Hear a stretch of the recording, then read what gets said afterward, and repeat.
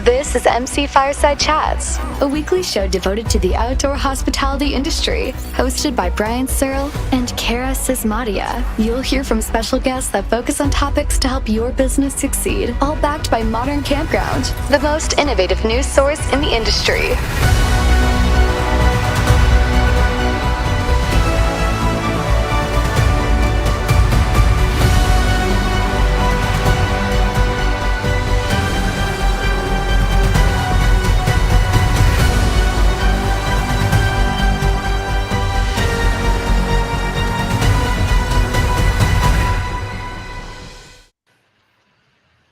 What's up, everybody? Welcome to another episode of MC Fireside Chats. My name is Brian Searl, here as always with Cara Csizmadia from the Canadian. Well, I can't say that. I see now, as always, but you've missed like 2 weeks in a row.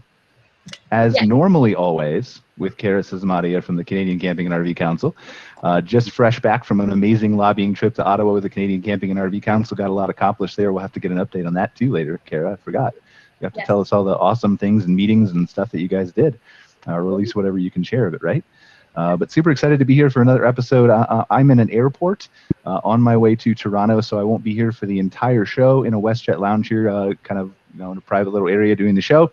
But super excited to be here with our open discussion guests as always. Mr. Casey Cochran's here from Campspot. Randy Hendrickson here is from Invest Outdoors and United Park Brokers, both, and probably 20 other things too. We should get a list, Randy, so I can just read it off. We've got Sandy Ellingson here, who's joining us again, industry consultant, doer of all things from Margaritaville, she's going to give us a little bit of tour of, maybe not a tour, but tell us about her experience there, talk about some of the getting into RV things and stuff like that. And then we've got Ivar, who is a brand new, hopefully recurring open discussion guest with us from Ivar Camping Dreams in Europe. Correct, Camping Dreams, that a marketing platform doing social media. Okay, why don't you introduce yourself since you're first here, so I don't have to mess it up. Well, first of all, thank you for having me. My name is Ivar. I work for a company called Campco. Campco is an OTA, is a booking portal for glamping holiday. And one of the portals we also own is Camping Dreams. Camping Dreams started a little bit as a joke. We were in hotel sales and marketing, developing sales for hotels on social media, and we were like, how much cooler would it be to do that for camping? And with 1 million fans on Facebook, we are the biggest Facebook page to the team camping worldwide, and trying to get more and more people excited for camping. Awesome. Well, thank you so much for joining us. Yeah, I want to take a minute here in a second and deep dive into maybe some of the trends that we're seeing in Europe, because that's why we wanted to have you on the show as a regular guest, right? Now that the world is kind of opening back up, I imagine that there's going to be a lot of travel that's going to be, international, as we were talking before the show. Again, people crossing the border both to Europe as well as to the United States and Canada and all those places, and renting, the camper vans again, traveling around, doing all those kinds of stuff. So I'd love to hear your thoughts on that, the pulse of just the whole camping scene in Europe. Is there anything else that's important that we should start with before we dive into Europe? Anyone? I'm selecting my beer here on the app, so sorry. Continue. Whoever wants to talk. That's good. Wow. That's that professionalism I mentioned. There's no rules in an airport. I keep being told this. You can drink whatever you want. Wow. All right, anybody have any ideas? Should we talk about anything or just toss it to Ivar? Brian, you're absolutely right. See, Ivar's on my side. So Ivar, I might ask about fundamentals. So where is Campco and Camping Dreams based out of? How long have you kind of been running? And then, are you really specifically focused in Europe, or are you doing anything on this side of the pond? We are based in Germany, near Cologne. We mainly do the European market. Mm-hmm. It's our biggest secret that we also have a little fan base in Canada, America, and Australia. Yes. Because it's such an amazing camping world. And I think I hope here two worlds will meet a little bit, because I think it's so different that it's going to be quite exciting. How is camping done in Europe? we have a little bit difference between the north and the south of Europe. The north where it's a little bit colder, the south where it's a little bit warmer. We have a big stream of people going from north to south. And if I look at your RVs, I get jealous. I just get jealous. They're huge, they're big. Big is not even good enough, it has to be bigger. And here in Europe, camping with your own material, with your own RV or your trailer, they're much smaller. And we have a lot of campsites, and especially in the southern part of Europe, start to look like resorts and holiday parks. Brian, you just said you hate it. You like it a little bit smaller and more to nature. Here, it's going to be like if you go to the Adriatic Sea, Italy, everything near Venice, they're like resorts. There is nothing comparing to RV camp in Canada or America. That's so different. So that's going to be quite interesting to see how it's done in Europe, how it's done in America and Canada. And yes, we have a little fan base, about 50,000 people overseas, and we don't know what to do with them. We'll move them around. We'll get them eventually. So I'm interested because I'm going to have to go here in a couple minutes, but I'm interested. What makes the trend towards smaller RVs take off over there, or the bigger RVs? Are they coming? Have they not taken off? Is it just because the distance between the countries is shorter? The distance people travel for their camping holiday here is about 1,200 kilometers. Okay. And that's it. So they do one overnight and then they're at the destination, where most of the people really stay. You see a lot of people traveling around, I think, in America and Canada. And for summer holiday, families, for example, they book a pitch on a campsite for 2 weeks and they stay there. They build up the whole thing and just stay there, enjoy the sun, enjoy the region, and that's camping. But our trailers are really much smaller because I think in America, Canada, everything has to be bigger. And if you wouldn't even have the possibility to get a pitch here for a large RV like that, because the pitches are smaller. Right. Mm-hmm. Hey, Ivar, I've got a theory to run by you. I think you're probably just the guy. So in the States, you've got the huge explosion of glamping, right? And it's a tidal wave right now. There's some thoughts that would suggest that it's kind of a bucket list thing. You try it once, then you say, okay, I stayed in the tent. Maybe it's really not my thing, but at least I tried it. So you wonder if the velocity is going to maintain the kind of growth it has been. But the counter to that, at least from my estimation, is for the last couple of years with COVID, there's been no European travel to the States, whereas previously that was quite big. My sense is that there's pent-up demand from European travelers to start backfilling back into the States. And when they start traveling here again, they're going to see much better glamping resorts, higher level of fit and finish, better accommodations.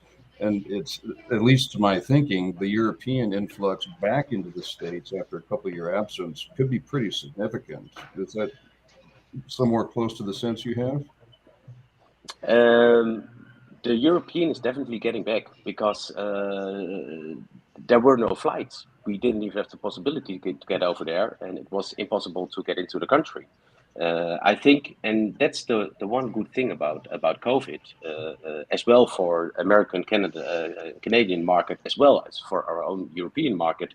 There are still a lot of people that normally would go to a hotel, and they prefer a campsite now because there is more nature, there is more space, there is less people, and in Europe we definitely see the trend to rent a glamping accommodation.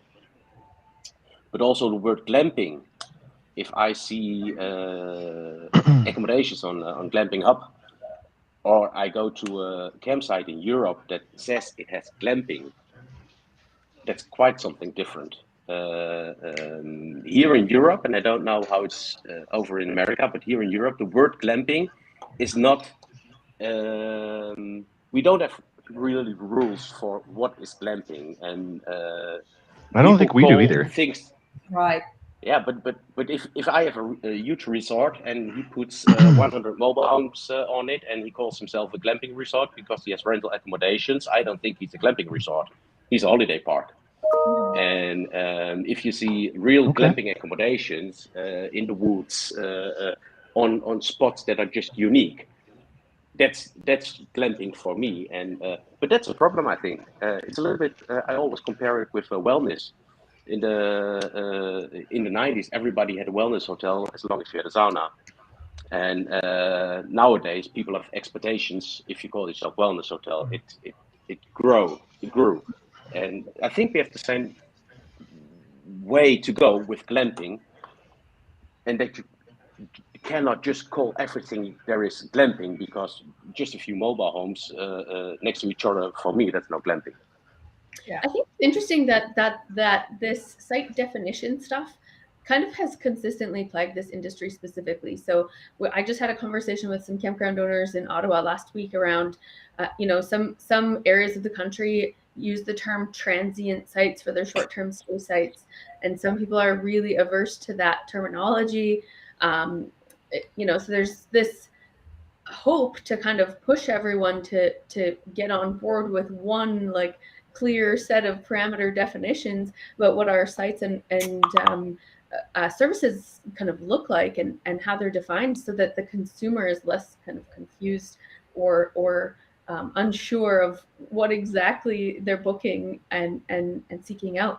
That's a big hurdle. Like I struggle to wrap my brain around the easiest way to achieve that goal, that end goal of getting us all using the same terminology, and clearly not even just here in North America, but globally. That's what actually one of the industry problems or projects that I've been working on is redefining the language.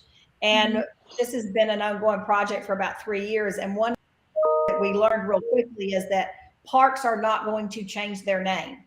If they want to call themselves a resort, they're going to be a resort. If they want to call themselves a campground, they're going to be a campground. So the only way we came up with doing it, and I'm hoping that in either late this year or early next year, we'll actually see the launch of this, is we're going to be crowdsourcing it, so that across all the different platforms where you're able to do a campground review, we've met with most of the owners of those platforms, and we will have a definition of 5 different types, and they'll be very clearly defined. And when the camper does a review, we're going to ask them, how do you define this location?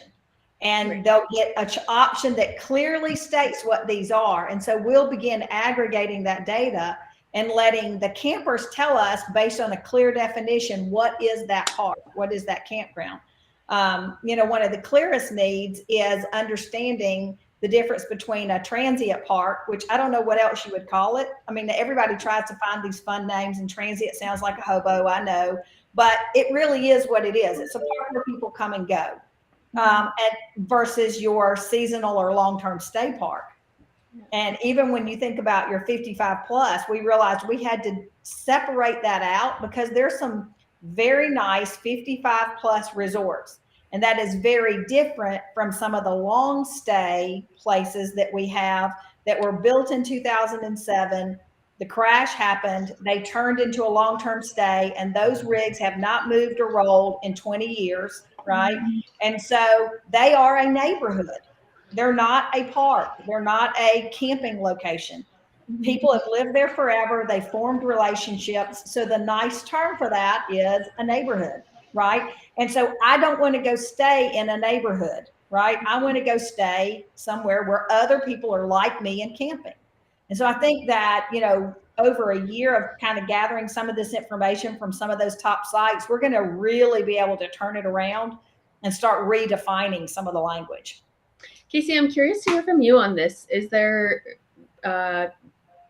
work that Campspot is doing specific to the terminology issue?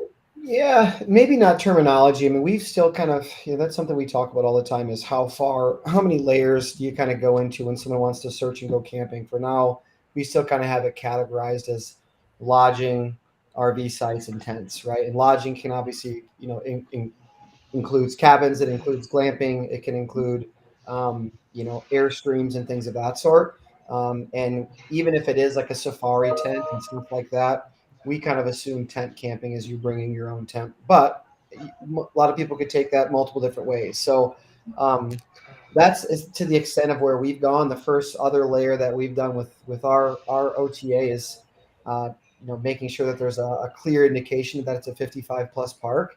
That was always an interesting, conversation too. I mean, I think I don't mind the idea of a 55 plus park, but it's interesting that it's allowed in some capacity, right? Like it's an interesting concept to me that with all the different regulations that happen, that you could say, hey, sorry, you can't get in here. It's only certain states where it's allowed, right? I think I remember having a conversation with somebody in Arizona.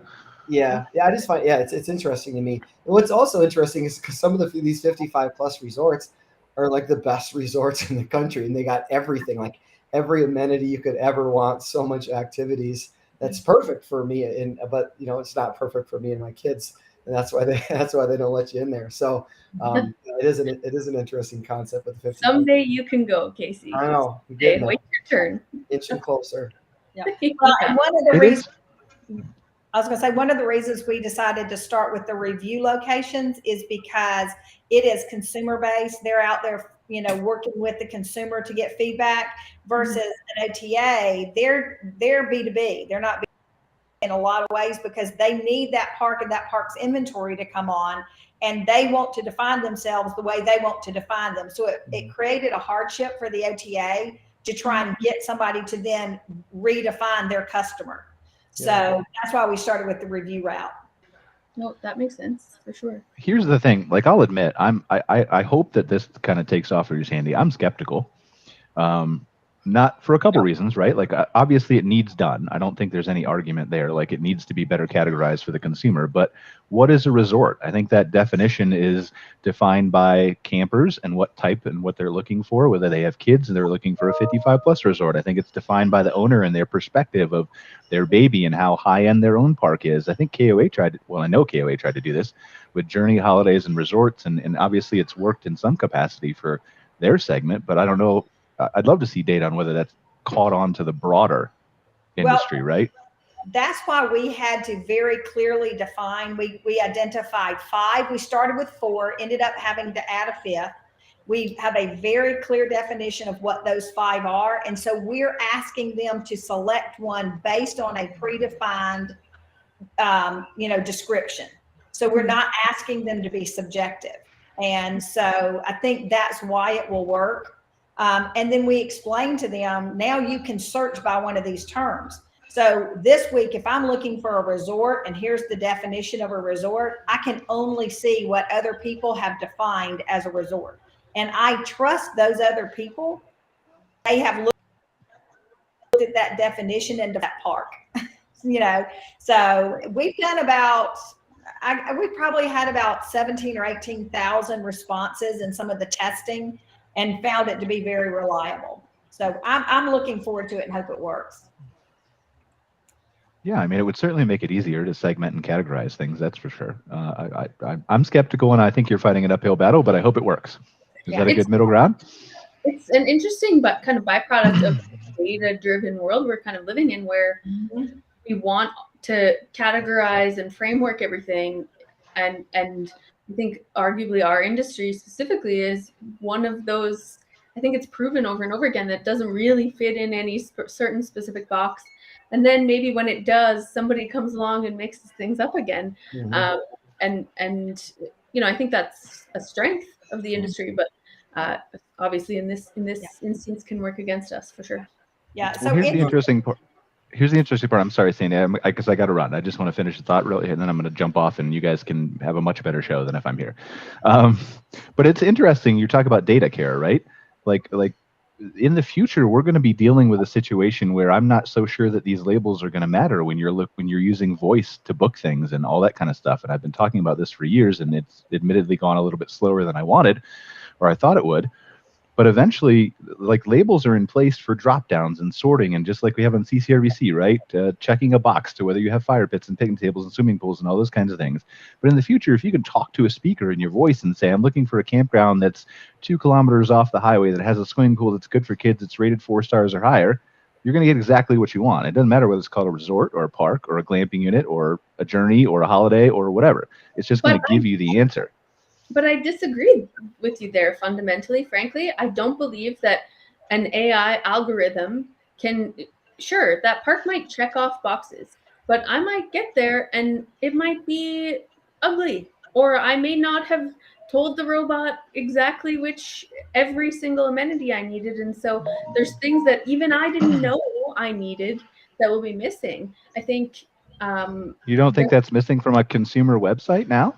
A park who hasn't updated their site in 15 years or doesn't put updated photos or?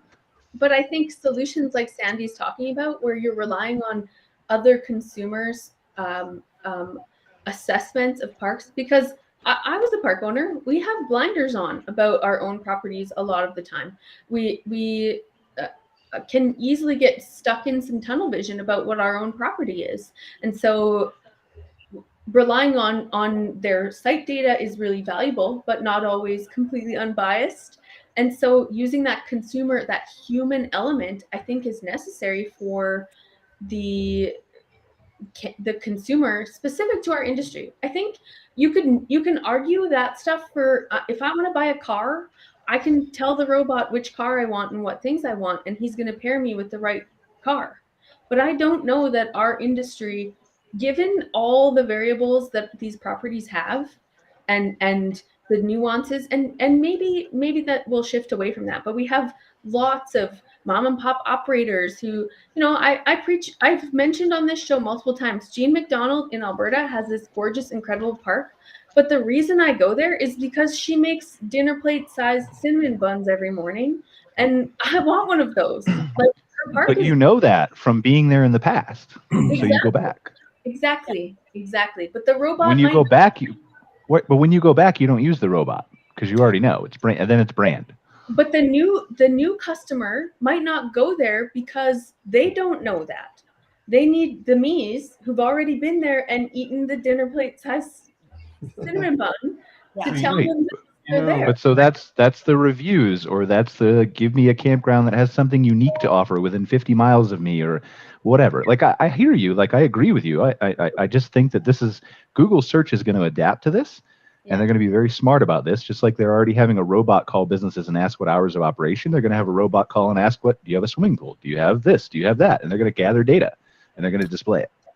From a practical standpoint, sorry, I didn't mean to interject there, Cara. From a pragmatic standpoint, if you own a property and you've got a website and you've got a camera, you can solve a lot of problems, because if you take a picture of the accommodation, you can call it a glamping tent, a safari tent, a bell tent. You can call it whatever you want. You can call it a Florida orange.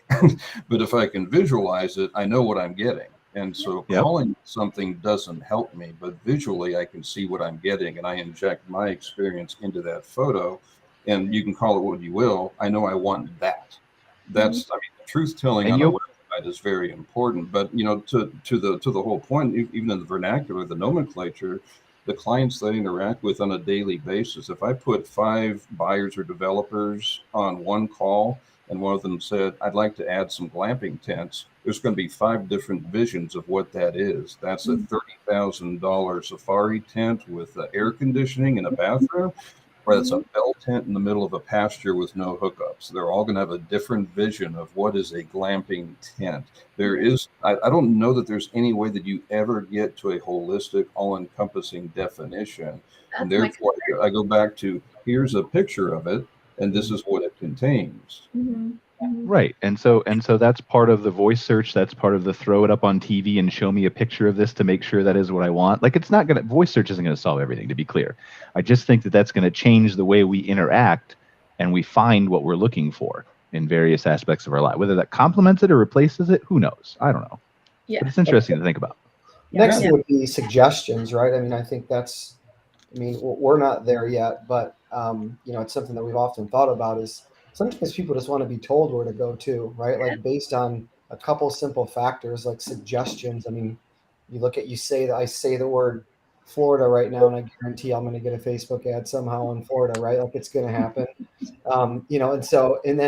So whether it's, on purpose or not, but suggestions, especially, I think, to me, that's where a big opportunity right now, and what we're excited about.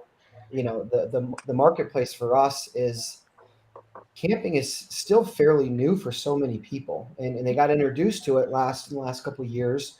And there's data out there that 25% of the people went camping and they don't plan on maybe going again.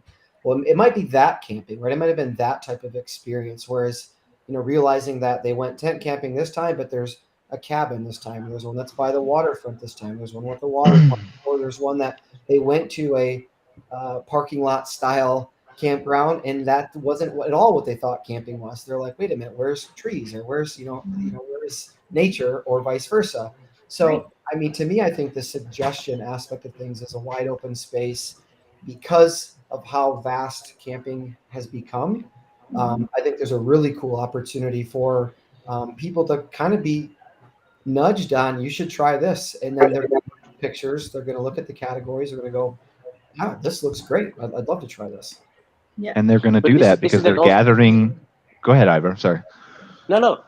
The biggest problem we have over here that there are many really cool campsites on unique locations with even not the worst accommodations, but they forget to make these pictures, or they don't know how to use the internet, or they don't know that it's important to put some keywords in it to come out of the speaker when Brian asks for a great campsite in Europe. So they know everything about camping. They know how to build a great accommodation. They know how to please their guests, but internet and sales is definitely not their job. Therefore, they need Campspot, CampGo, and stuff like that.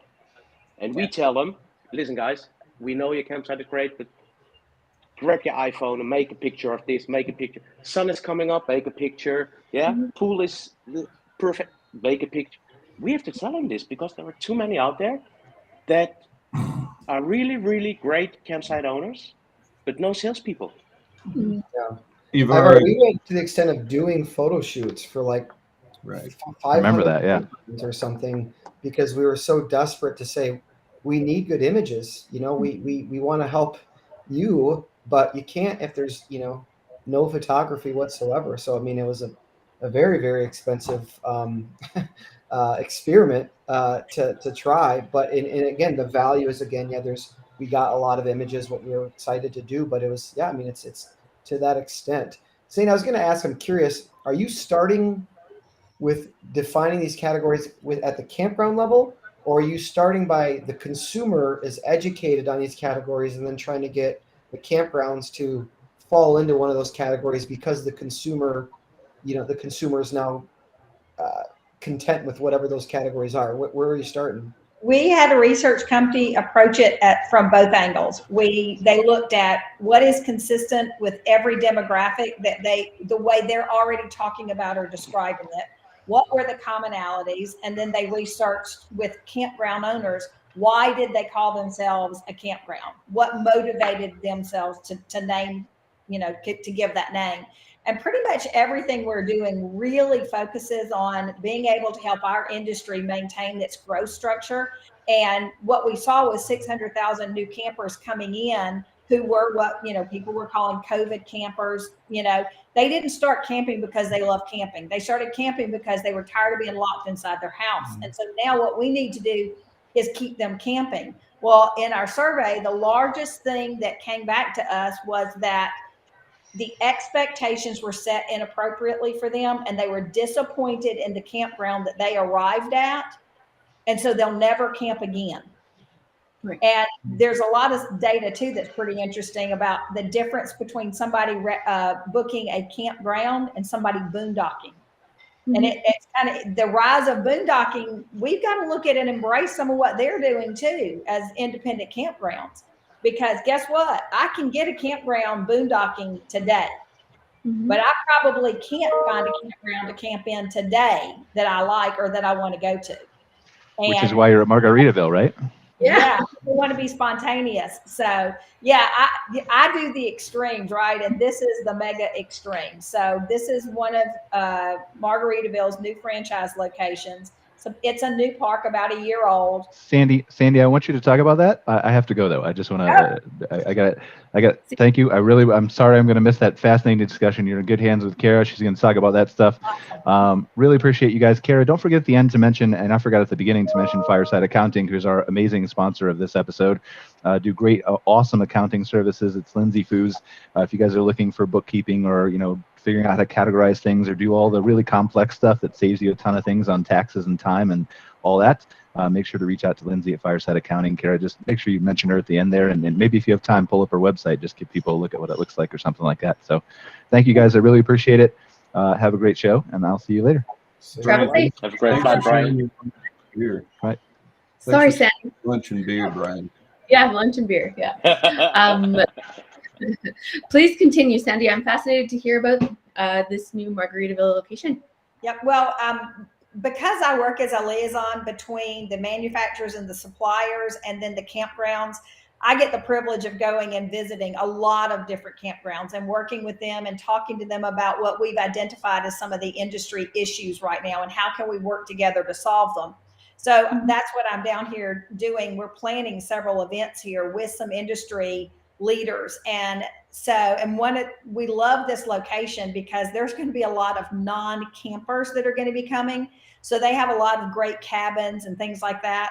They are a resort, so they do have, restaurants on site, lots of different amenities and things like that. But what's really interesting about this specific location, because I'm really not somebody that needs a lot of amenities. We can go camp at a very basic campground and be totally happy.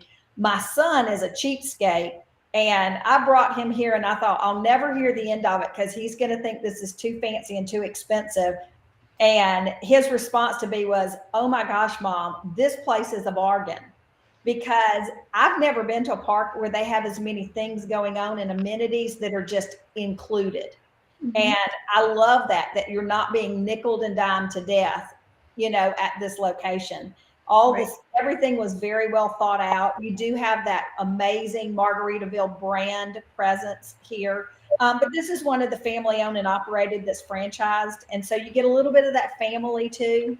So it's a really great location if you're looking for a nice vacation and you don't want to do anything but show up and rest. This is, and have fun. It's a great location. So, and I'm having fun working on industry problems here. So I bet. Are you, is it the Auburndale location? Yes. Mm-hmm. Awesome. Nice. Yeah. It looks lovely. I've kind of poked around on their website and stuff in the past. We were talking about 55 plus before. Is it a 55 plus property? Oh, no. Mm-mm. No, it's very much family oriented. In fact, it's kind of funny. They have fire pits all over around outside that people will gather at and just sit and have conversations, which I totally love.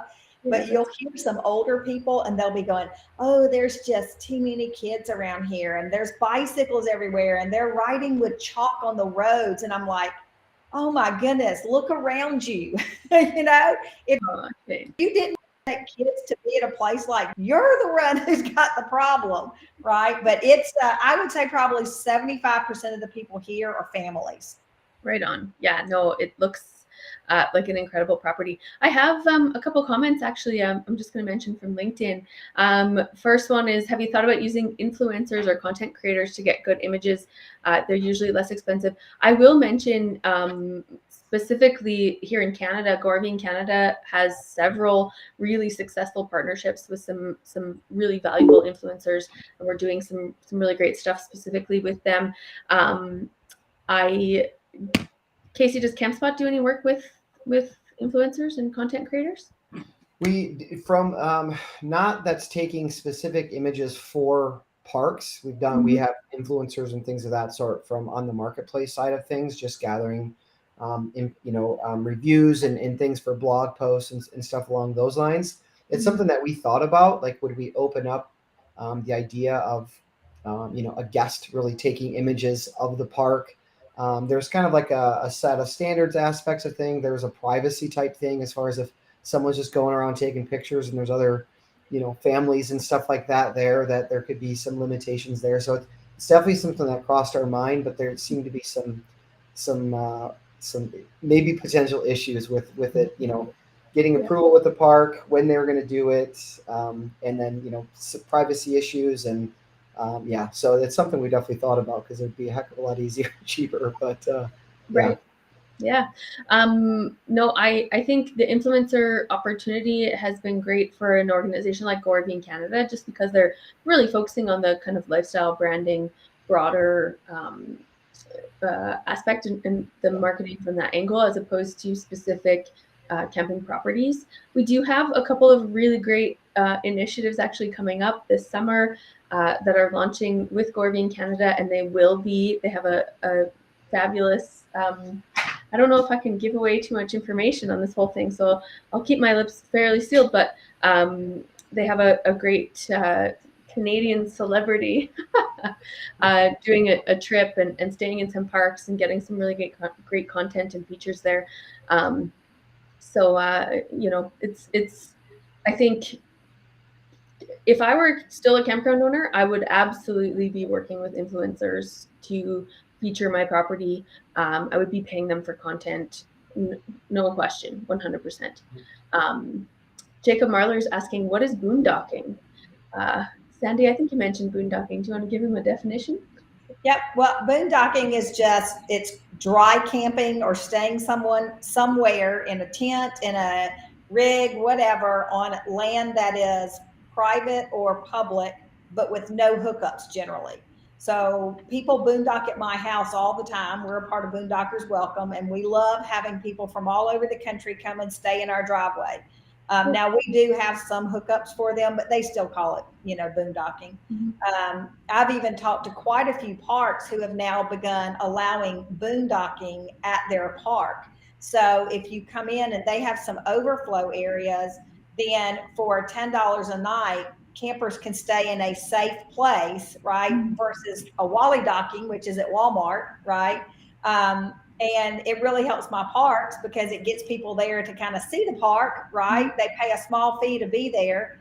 But boondocking is basically it's generally free, and you're staying on a public or private land that there's no hookups for.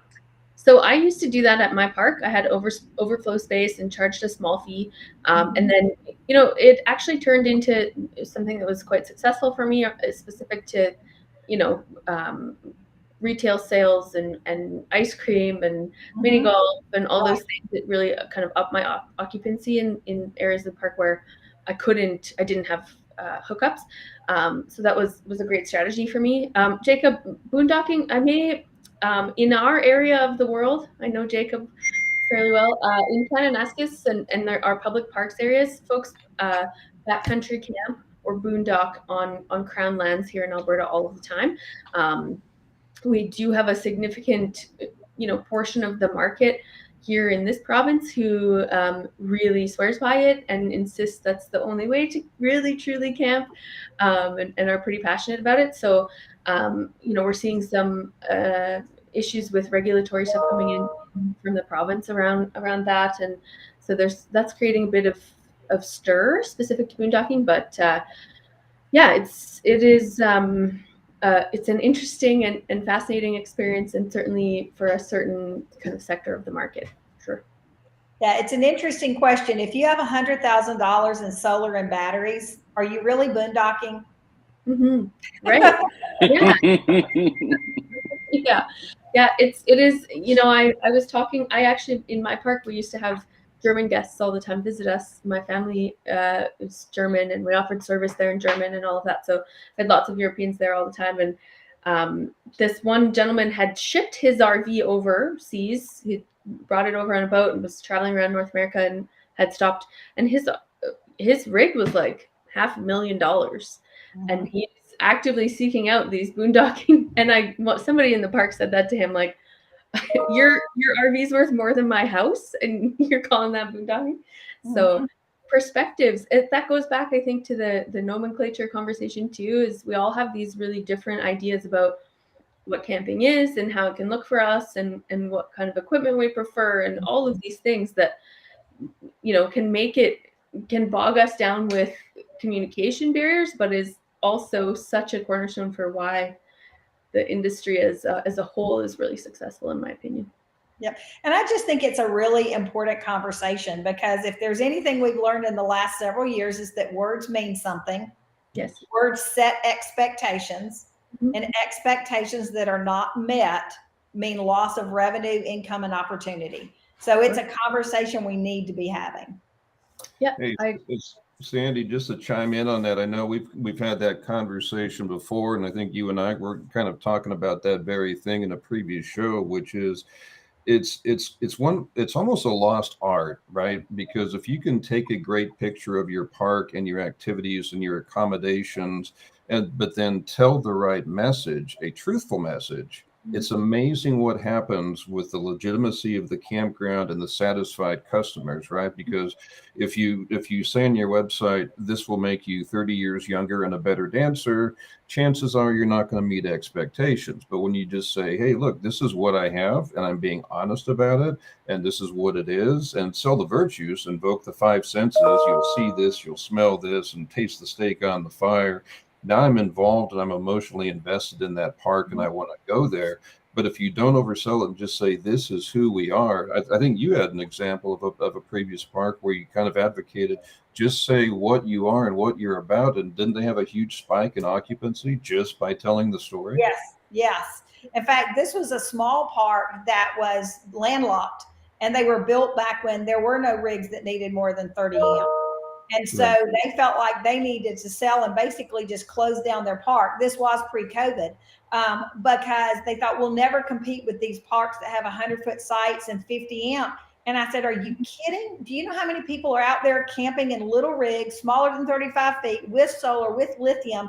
You know, if we can have big rig only friendly parks, why can't we have small rig friendly parks? You know, and market yourself that way. You know, we are a small rig friendly only park, right? And man, they had huge spikes because now all of a sudden, all those guys that really wanted to go show off their solar and show off their lithium, and they didn't even want to hook up to the 30 amp. They just wanted water and sewer.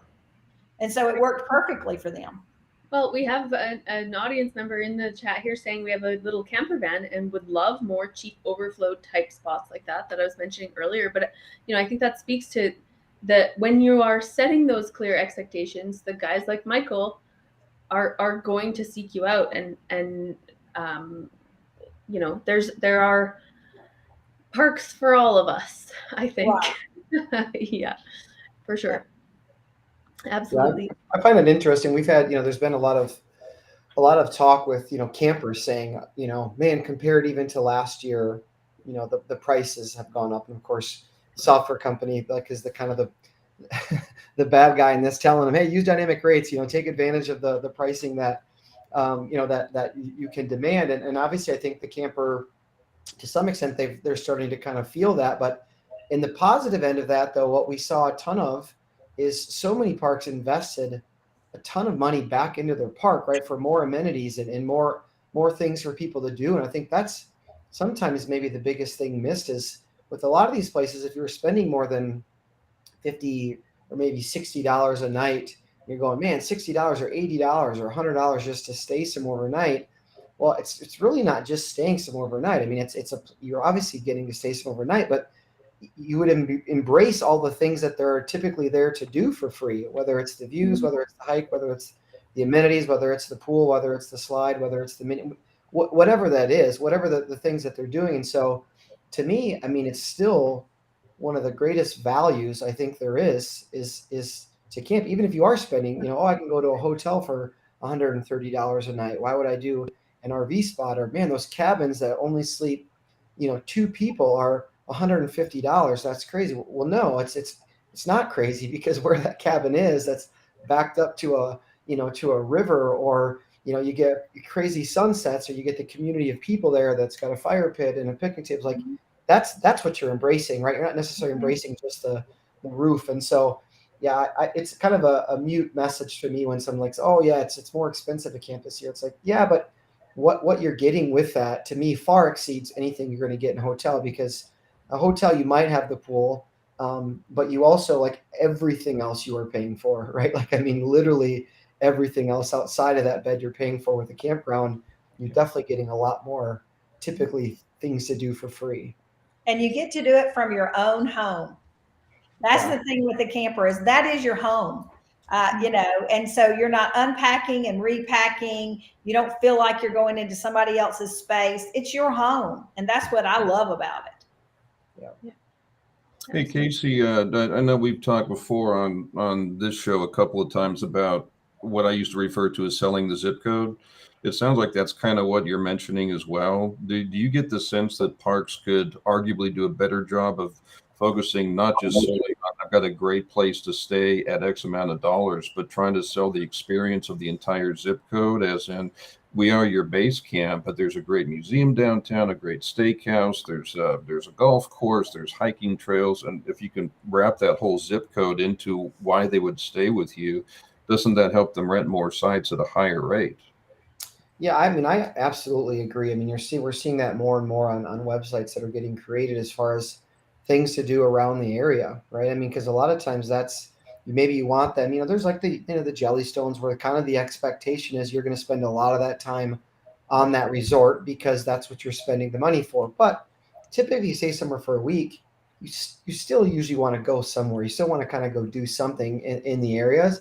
And so, yeah, I agree. I mean, to me, again, that kind of comes down to not just pictures of the sites and the site types and all that good stuff, but what are the things in the surrounding area? That's stuff that we're trying to gather from parks, even from part of the marketplace side is sometimes people are looking for something near mountains, right? Like you don't have to be on a mountain for your campground to be successful. It could just be near the mountain or near fishing or near rafting. And those triggers are huge when it comes to just general searches. And if you can't find that on the website, you're going to eliminate an audience that would otherwise for sure capitalize on staying there. And and Carrie, we've talked before, when you operate one of these things, you've got the blinders on, right? And that you get myopic about this is coming up, I got to watch these numbers, this order's coming in, that sometimes you kind of forget, oh, by the way, I'm at the base of the Cascade Mountains. Maybe I should mention that. There's a river flowing 2 miles from here, but I'm more concerned about day to day. But man, when you open up those blinders and say, but what am I selling? I'm selling this whole region. But it's hard, right? I mean, you were an operator and you get stuck with that tunnel vision. Yeah, I mean, it's payroll day and we got things to do. And so it's easy to go down that rabbit hole and be really, I remember a few years into my experience, one of the campground owners that I met through CCRVC, actually, when I was on the board, said to me that he plans a trip at the end of the season every year and goes and visits everybody else on the board's parks and checks them out and has a visit and does the handshaking things. But it really always enriches his own experience for his own park. He's able to see his park from the camper's point of view in visiting these other properties. And that really changed things for me in my own perspective and was something I started to do myself. Just, I think some of our associations do such a great job at setting up tours of member properties and stuff for operators to go see what one another are doing. And that's an incredible benefit to membership, I think. But actively going out and checking out other properties, even things like you mentioned, the museum, like when was the last time you went to the museum that's 6 blocks from your park? Like, to go in there and check it out and see what's happening. I mean, I think those things are valuable to see from your guest's perspective. And arguably there's not a ton of time for that. So, maybe things like finding some influencers or whatever are good strategies to do that. Because But don't you think as a campsite owner, you have to make some time for that? Yes. Because it's one of the most important things. Yeah, I agree. I think that America is maybe one country, but here in Europe, we have camps in Germany, in Spain, in Italy, different countries, different languages. Mm-hmm. And the first thing we do after we sold the charm of our park is sell the region. Yes. Period. Absolutely. Because we know the people coming to visit us don't know the region. And we tell them, you go there's a great beach, there's a great museum, there is a great mountain, there you should go rafting. That's something we tell them on the website already. Right. Because it's one of the most important reasons why somebody chooses to go. We always think our park is the reason they go there, but it's not always our park. It's the destination they want to go. They said, I wanted to go to Texas for years now, and now we do it. Where shall we go? Yeah. And then they find the park. And that's Ivar, the same year in Europe. Ivar, to your point, I think it's one of those things. I mean, clearly it is an international type of thing, because when you're an operator, you get very subjective about what you do, and you don't be objective about what there is to experience. Where your customers are not coming in with a subjective mindset; they're coming in with an objective mindset. What is there to do? And isn't it interesting? Sometimes you can check into whether it's a bed and breakfast, a glamping resort, whatever it is. And you say, I'd like to find a place to eat. And they say, oh, there's a 13th century castle just down the road here with a Trappist monk brewery in the bottom of it. Why didn't you tell me that on the website? I would have stayed here a week, because we weren't objective to see what's around there, you know? And it's not the fault of the campground operator, because businesses are hard and they take a lot of time and demand. But man, what a difference it makes when you objectify where you are and wrap the whole thing into the story you're telling. It's just gold. Yeah. I think, and after that, it's storytelling. Yes. Yeah. And that stuff comes back to what we were saying before about campground owners being really great campground owners. But aren't always. I'm not a salesperson. Right. I'm not a salesperson. Maybe I'm not a storyteller. Right. And so, Randy, we always have this conversation about building the team of people that are those people are, if you can find a storyteller, hire that guy if you're not a storyteller. And I think that stuff is really valuable, but I maybe I'm biased, but I think campground owners are incredibly adaptable and do such a great job overall that, I mean, arguably our industry, we're pretty fortunate in this industry. I was chuckling at this response here from Michael in the chat. Marinas charge by the foot.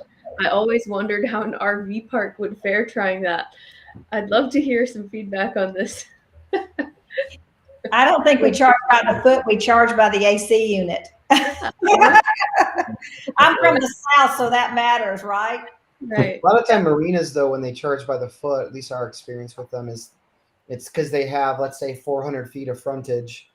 And they're not necessarily slots. Whereas if they're slots, a lot of times you're just paying for that slot, whether it's 24 feet or a 40-foot boat or a 60-foot boat. Whereas if you have 250 feet of frontage, that is valuable real estate. Then you kind of got to charge by the foot, because, a big 100-footer comes in there, they're going to take up a fourth of your inventory, so you'd have to charge accordingly. But that is an interesting concept. I mean, I think, again, the whole storytelling thing is really interesting to me, because even like, again, we work with Margaritaville, we work with a lot of the bigger parks too. And then some people, that's what they're looking for. But there's so many people that's not, like, you don't need to compare yourself with the Margaritaville.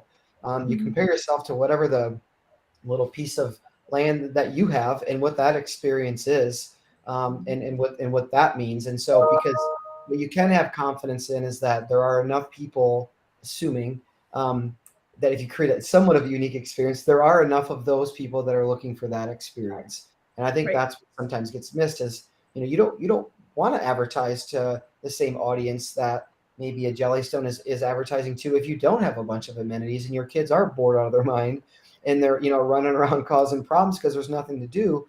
Well, that shouldn't be your clientele then. That shouldn't be who you're trying to get in there. And maybe you're not saying that it's kid friendly and kids are going to have a blast here, and there's, one tree for them to climb and there's nothing else to do, and you don't let kids climb on the tree. So it's like, you got to figure out what your story is. And there's definitely enough people in this world that want to go camping that are looking for whatever your story is. You just got to, define it and then market to them.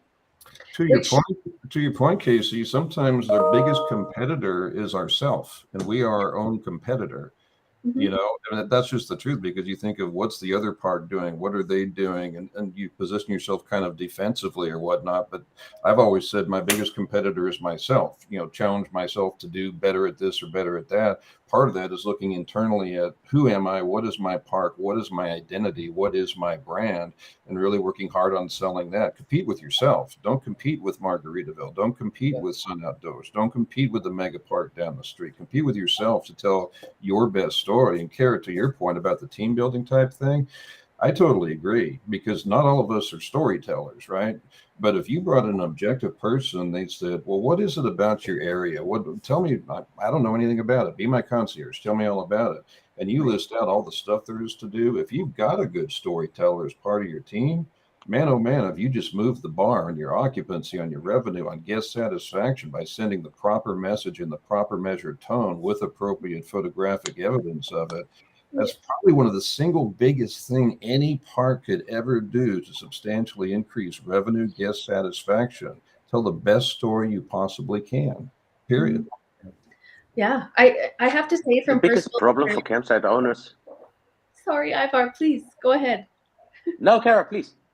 No, I was just going to Ladies say first. my personal experience that finding out the identity was the hardest part. It is. We could do the day-to-day part, but the identity stuff kind of felt like it was constantly shifting a little bit and changing, and so nailing that down was a constant thing to focus on, for sure. It's hard. Sorry, Ivar, go ahead. I think that's everybody's homework, no? Find their own identity and find their own strength. And then you start doing the storytelling. The hard thing nowadays is what Randy said, get the right review on the right spot, get the right. If Brian starts asking his Google where he wants to camp, how do I pop up there? Yeah, and that's where people get lost. Right. Yeah. Because that is really, really hard. Even if you know who you are, what your strength is, and how beautiful your region is, somebody needs to hear your story, and that's where the journey starts, and that's where it gets hard.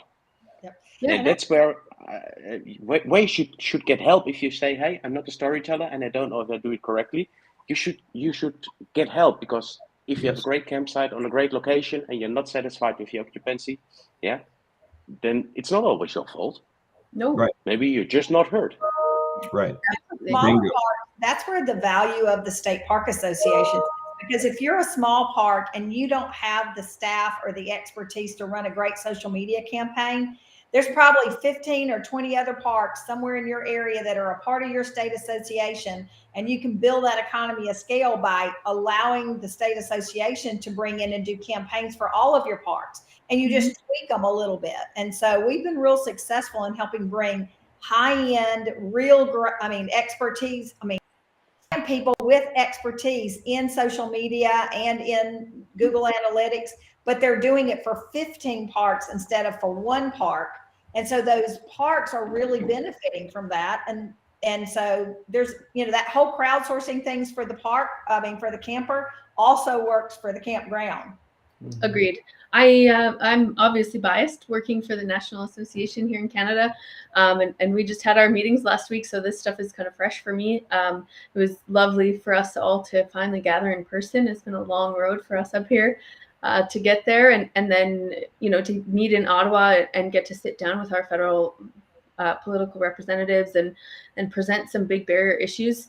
But one of the biggest things I always take away from that annual event is that ability for 30 operators to gather in one place and really have this significant voice together at that federal regulatory level that really feels so impactful. I remember that first really impacting my own business personally, but also my perception of, prior to that experience, I felt like I was never going to be listened to. I'm just a little small business owner, and it didn't matter what my issues were. And then suddenly having that representation and that voice in that group collective kind of crowdsourced way really shifted my perspective, my willingness to help impact that change and participate in those big events. Really, really vital to my business. No question. Cool. Yeah. Oh my gosh, look at the time. Wow. Yeah. Look at us. We managed to chat away on the most random things. I do want to mention, like Brian directed me to, Fireside Accounting one more time. Lindsay Foos does a fabulous job with her clients down in the States, and I hope I keep subtly leaning on her to like, come to Canada. We need you up here. So no pressure on that front. But firesideaccounting.com, really great partners of ours, and so thankful for their support. I am incredibly grateful, as always, to this group. Ivar, thank you for joining us. It's so great to have that European perspective brought to this table. I look forward to where this Thank you conversation. for having me. Yeah, it's awesome. Wonderful. As always, Sandy, Randy, Casey, I love to hear from you guys. Your perspectives are so valuable to me in this industry. And I hope, I don't know if we share with you, we get some really great feedback from the stuff you guys bring to the table here. And it's so valuable to our viewers. And I can't say enough.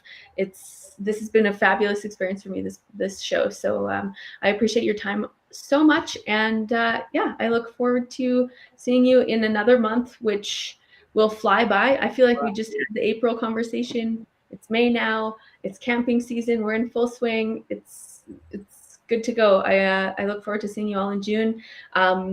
For those of you kind of watching live, thank you for joining us. We are available in podcast format on Apple and Spotify and all those other places you can get your podcast content from. Please check us out. Continue to support us. We love connecting with all of you guys in this way. And we will see you next week. Yes. Bye, everybody. Bye, everybody. Thanks for watching this episode of MC Fireside Chats, hosted by Brian Searl and Cara Csizmadia. Have a suggestion for a future show or want to see your campground or company as part of an episode? Email us at hello@moderncampground.com. Join us next week for another episode. And don't miss the latest outdoor hospitality news and commentary from around the world at moderncampground.com.